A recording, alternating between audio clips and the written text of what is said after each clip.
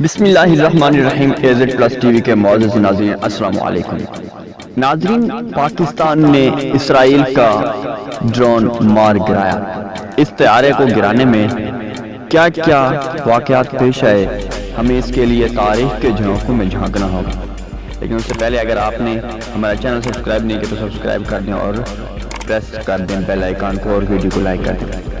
ناظرین، آپ کو بتاتے ہیں یہ واقعہ ہے 1973 کا، جب اسرائیل کے اندر پاکستان نے 16 طیارے بھیجے۔ 16 پائلٹس جب وہاں پر پہنچے تو ان میں سے 8 کو شام کی ایک حساس ایئر بیس مصر اور دوسری ایک اور حساس ایئر بیس پر پہنچا دیا گیا۔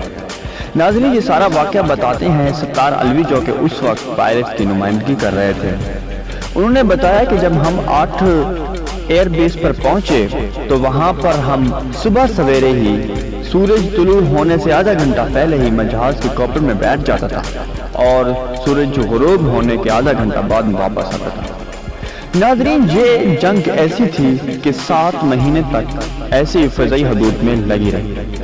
7 مہینوں کے بعد کہیں یہ جا کے برابر ثابت ہوئی، اور جب 7 مہینے گزر گئے تو ستار الوی بتاتے ہیں کہ میں نے ایک دفعہ اپنے جہاز کو اڑان دی تو اپنے طیارے کو اڑان دیتے ہوئے میں نے پیچھے سے دیکھا کہ اسرائیل کے 2 طیارے میرے تعاقب میں ہیں۔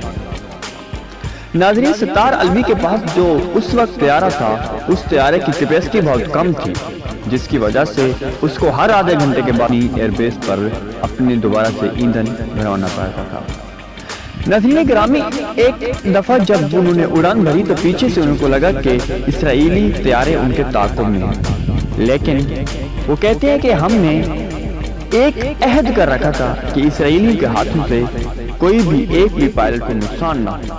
اس سے 2 خطرات تھے، ایک تو یہ کہ پاکستان کی بدنامی ہوگی، اور دوسرا یہ بھی کہ اسرائیل یہ کہنے کے قابل ہو جائے گا کہ اس کو ہرانے والا کوئی نہیں ہے۔